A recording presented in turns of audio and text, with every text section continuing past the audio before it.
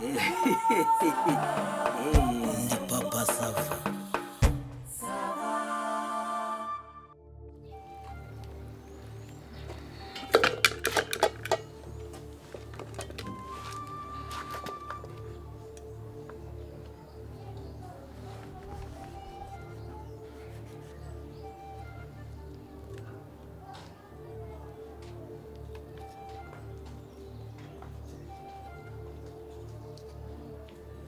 Ariko mama sava. Karame. Ariko nk'ubwo ngenge nkubaza. Nk'ubwo bugeze aho ngaho ibintu twari turimo birarangiye. Birarangira. Ese papa sava ntabwo twari turangije. Ariko turangiza ntabwo nari nkubwene akandi kanyenyeretso. Ntubuje gukata inyanya uza gukata inyama ibintu usize hariya ari byo by'ingenzi ntabwo ari byo biba byaragukuye iwanyu wakuye iwanyu n'izo nyanya. Nese papa sava ko nasize inyama ngasiga inyanya wagira ngo imbeba cyangwa ipusi zica ahangaha zibiryo koko. Ariko ubushatse kuvuga ngo ubwenge ufite burutwa n'ubw'ipusi cyangwa ubw'imbeba. Ubu ntabwo ushobora gufata ako gasafuriya n'izo nyama zirimo n'izo nyanya wenda ukabirundamo neza ukagenda ugashyiraho umupfundikizo warangiza ugashyiraho ikibuye kinini cyane iyo njangwe irava ariko tukarangiza ibyo twari twatangiye. Ese papa sava iyo mbwira ngo tukarangiza ibyo twari twatangiye wumva warangiza ku nshuro ya kangahe? Ibyo bintu byawe byarangira ku nshuro ya kangahe? 1 2 3 4 5 uba wumva ndi umuntu ndigiki? Iyo cukuri ya buri kanya uba wumva hari nta yindi mirimo ngira ko cukuri iki? So wazamwe niki? Ngiye warankoye kugira ngo ujye unyiriza mu buriri se?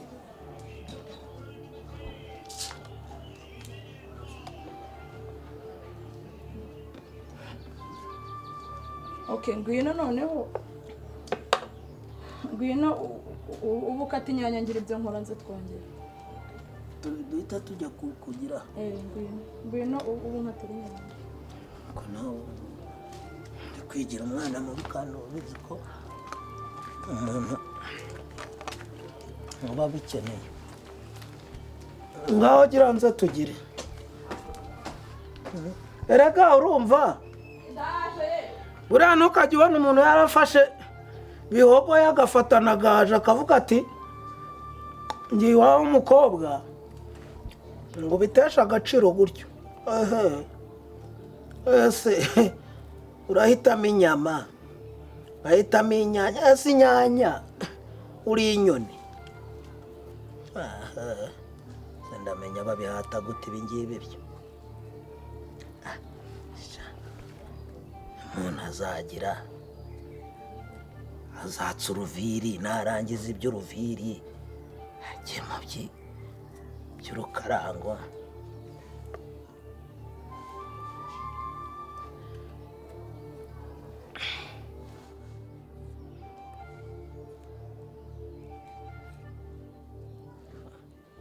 Ibintu ni nanjye uba wabiteye kwemera ngo umukozi ngo amare ibyumweru 2 wabo mu rugo waba ari kubikora natwe dukora ibyacu.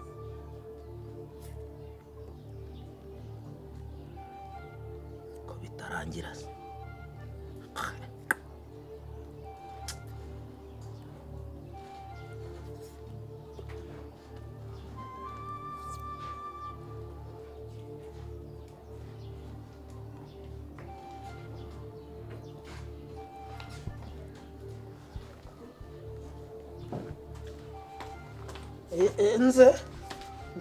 Nze tugire. Umenyere ko ibyo bintu birambiwe. Sibyo bikapu n'ibyiki. Umva ahubwo haguruka umpereza amafaranga nikoreshereza. Muke. Mpereza ndagiye. Ujyaheza. Ujyahera. Pasava. Ndagiye ngiye iwacu. Kubera gahunda se. Wambabari ukanyumva bakama amafaranga nk'iki. Ako amafaranga ngwaye iki? Imayiti cyonyine arampagije. Imiti cyonyine nigende. Hagende n'amaguru n'ubundi ndumva aragahimana. Hagende n'amaguru. Hako ndakubwira nti gira gutya warangiza ngo uragiye. Ibyo bintu wihaye bya buri gihe ngo ndagiye gukangata ndagiye genda. Genda umenye uko nsize.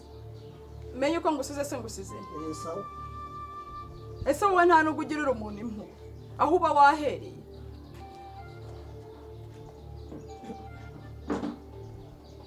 hega mbona nta n'ikintu bikubwiye nimbwira ikizi mwiriwe rata murampara turagwasa wa muntu wakakanusu kugira ngo agasangira na rubanda murimutse se masava wiriwe mwiriwe neza sinzi ngo ibyo agiye kudodesha ahari kuri n'ibikapuzi ndodesha iki marigari njye nditahiye bigenze bite se njye nditahiye pe hari ibyo ndambiye muri uru rugo reka nigendera asigarane n'ibye njye ndigendeye masava wakubise umugore amaboko ameze nk'iminyere ubu nagira nkagira kuri ayo matama ko nyagasani ndakizwa papa sava koko ko amaze iminsi rwose hari umuntu w'umukristo ko za ngeso zose yazihannye zarangiye hari izo atihannye kandi nizo zimbabaza papa sava wakoze iki kandi koko ariko ko nawe udashimwa kabiri nk'ubwo wakoze iki ariko banza umbwire nawe kuba ufite umugabo urumva araje afashe umwambi do ararashe ngo ahita azimya arasa kuri gaze ahita se yakumbabura ako se we buretse ubwo we ntabwo uri umuntu mukuru akarasa bwa gatatu ahita azimya ubwa kane none ngo arashaka n'inshuro ya gatanu ubwo se njye waba warankoye niyo waba waratanze n'inka 20 waba warankoye kugira ngo njye nirwa muri urwo ngurwo nta kandi kazi tugira ese byari ibyo numvise kurasangira ngo ni gaze nahize ngo yamaze ibibiri gaze irarenga ushaka abagore batubwira ko ari bazima nk'ibyo bishorobwa biba bije mu mutwe bita ibishorobwa se ubu ahantu hose uzajya ugenda baratsa bazimya ahantu hose uvuga amabanga y'urugo ariko rata mariga ibaze kuba tugeze saa 9 z'amanywa tutararya ibi ni ibya saa sita rero umuntu w'umugabo wambaye isume saa 9 z'amanywa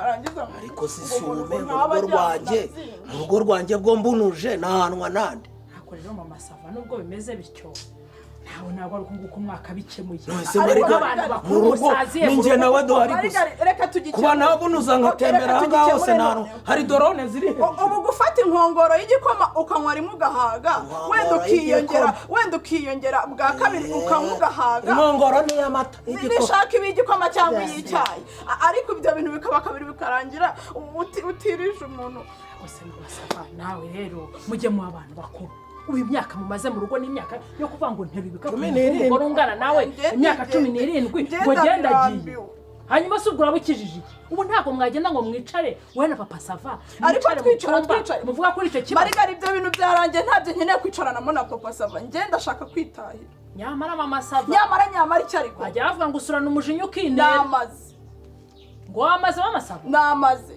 njye nafashe umwanzuro nyamara mwagenda njye nabagira inama nyamara ariko nyamara iki nakubwiye ngo ntaho ndi bujye njye na papa sava twarangizanyije urumva ibi bintu nta kintu bikijije ariko se mwe mukorera ibikapu agende ibi bintu nta kintu bikijije uragira ngo ariko bikize iki niba nyirabyo adashaka kubikiza ninde wundi uri bubikize ibi bintu babitekereje mu masava dore ikibazo kiri ahangana uko muticara ngo muganire uganira iki n'umugabo udakeneye kukumva none se usibye ibyo byabaye nyine byo kuzimya buji ugeze umubwira uti ufate umwanya tuganire aranga wambazaga iki se so kuzimya rimwe kabiri gatatu nta nise ariko mwabiganira undi gukata pavuro nabaye mubi undi mugabo wabona wicaye iruhande rw'ibitugu ni bangana ese marigara ubundi we ko numva ushaka kubyinjiramo cyane nakubwiye ko umwanzuro nawufashe reka nkubwire usenyurwa umutiza umuhoro akira ikorere namereza ibyo ndi kumusaba nigende ikorere akira nyamara ari kwicaye ikibazo kiri ahantu kutaganira ntabwo ikibazo ari ukuzimya buji urasaba uri kunsaba ibiki niba ugenda ugira urugendo rwiza akira ubatashye papa sava ngende papa sava genda nyine rata marigari njye nibyo ndi kuvuga marigari nibyo ndi kuvuga wenda ikibazo cyaba ari uko urumva wenda hariho gahunda do continuité nyine ikomeza nk'amasaha 3 kandi ukavuga ngo ibya mbere byabaye isaha umuntu arananiwe hakurumva niba ko kantu umuntu aremye aricyo none se n'ubundi ko nyagasani dusezerana ko baratubwiye bati rwose muzabana karemata mu bibi no mu byiza ngo ndacanye ndazimya ariko nazimya nkazimya ariko uko bitewe n'ikibatsi cyagiye kijyamo ibiryo bigashya ni kangahe se umuntu ahungije bigashya niba ushaka kugenda udashaka kunyumva cyenda n'ukuri papa sava ngende yo genda pe ngende genda pe amasava ikindi sumbaza ni iki inzira ni umuhanda watashye umuhanda hakurikiyeho ni umuharo ibyo kumbwira ngo ni muhite kumva ariko ko ari kumbwira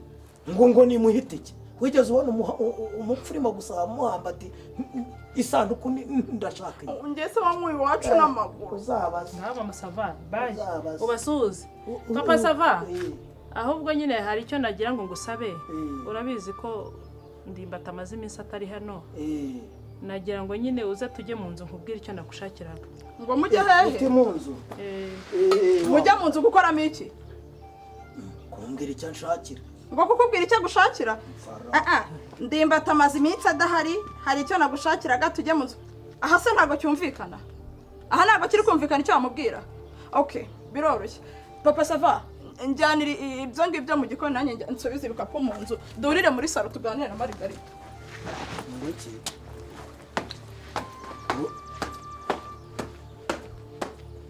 kare kose